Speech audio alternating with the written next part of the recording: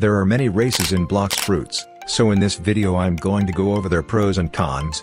Also just know this video isn't basing it only on race v4, it'll be on all race versions. Now, let's start. The shark race is one of the 4 basic races in the game, and has a 12.5% chance to be given to you when you first start the game. Pros of this race are that when you upgrade it to race v2, you don't take damage from water even if you're using a Blox Fruit. And even without it being upgraded to race v2, you still swim faster and take less damage in water. Also, the race v3 ability is insane, as it reduces 65% of all damage taken for 4.5 seconds, with a 30-second cooldown. And for race v4, although it's been nerfed many times, it's still very good and makes you even more tanky. The Leviathan shield gear makes you have a shield that goes up to 20% of your max health and will tank 85% of all damage taken. And the Whirlpool gear applies a debuff on players which reduces their movement speed and defense, up to around 40% reduction of their speeds. The buffs of either gear get better if you upgrade them, but only one gear can be upgraded. Anyway, cons of this race are that it only excels in being tanky, it doesn't provide any movement speed or damage buffs. So for that reason it's not the best, but still good, race to use for PvP as it only gives damage reduction buffs. Overall, this race is good for PvP as its race v3 ability allows you to tank one-shot combos, great for grinding, and excellent for sea event hunting since you don't take water damage. The human race is one of the 4 basic races, and has a 62.5% chance to be granted to you when you first start the game. Pros of this race are that your flash steps have longer distances and shorter cooldowns, you get an extra instinct dodge, and your dashes and movement speed is slightly increased. The race v3 ability also increases your damage for 5 seconds and has a 20 seconds cooldown. Damage scales by how low your health is, the lower it is, the more damage you do. For race v4, this race becomes much better, you get more flash steps which also make you temporarily invisible, and you get a damage meter. The damage meter is insane, and the meter goes up by dealing damage. It caps at 100, but can be upgraded to 150, which is insane. Cons of this race are that you get no buffs from the race v1, so basically until you upgrade it to v2, upgrading to v2 requires you to be level 850 plus, you won't get any buffs. Also, this race is without a doubt the worst race if you don't get it to race v4, since the buffs of race v3 and below are very bad compared to other races. Overall this race is literally a glass cannon, it does insane damage when upgraded to v4, but has no defensive buffs. The rabbit race is one of the 4 basic races, and has a 12.5% chance to be given to you when you first start the game. Pros of this race are that it has the highest mobility out of all the races, and your dash distance is increased. The race v3 ability also increases your movement speed by 4 times, and lasts for 6.5 seconds with a 30 seconds cooldown.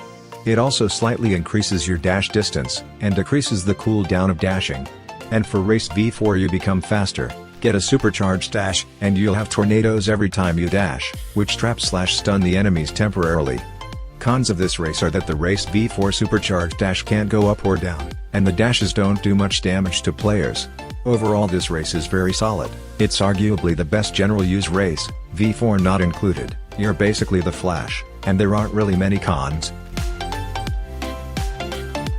The Angel race is one of the 4 basic races, and has a 12.5% chance to be given to you when you first start the game.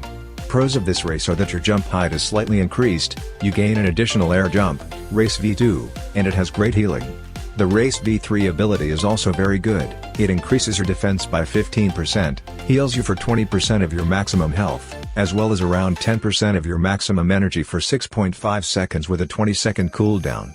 And for v4, this race is insane as you unlock the ability to fly, and you get an aura around you which stuns the enemy, does damage, makes them slower, energy drain, and screen distortion. Cons of this race are that the flight ability for race v4 isn't that fast, so it's more of a disadvantage as running would be more efficient. If you try to run mid PvP with the flight, your enemy can easily hit you, which will stun you for less than a second, and then you'll get comboed. Overall this race is good, it has great healing, good stun, decent defense, and it's basically a bit of all the basic races. The Ghoul race is one of the 2 races that can only be obtained by completing a quest. Pros of this race are that it has good health regeneration, movement speed, and has life leech when using fighting styles. Race V2. The Race V3 ability also buffs your damage by 5%, movement speed by 10%, defense by 15%, and the ability to use your moves even when they're at 40% cooldown. The Race V3 ability lasts for 8 seconds with a 25-second cooldown. And for Race V4, you get life leech, weaker on NPCs, and a huge aura around you which stops health regeneration, makes the enemy slower, blinds them, and cooldowns are 40% shorter. V4 must be active. Cons of this race are that the passive night buffs are disabled during daytime unless you have the Race V4 domain expansion gear unlocked. Also, the Race V4 domain expansion gear, the huge aura, also affects you, since it covers up a chunk of your screen, especially if you're not zoomed out. Overall, this race is great, especially for Buddha users and for grinding. Its buffs are also a bit of all the races. The Cyborg race is one of the 2 races that can only be obtained by completing a quest. Pros of this race are that it has good defense, and does good damage, making it a great option for PvP. Used to be the best race for PvP before Race V4 came out. The Race V3 ability increases your defense by 30%, and creates an AoE lightning effect which does tick damage that scales with how high your level is.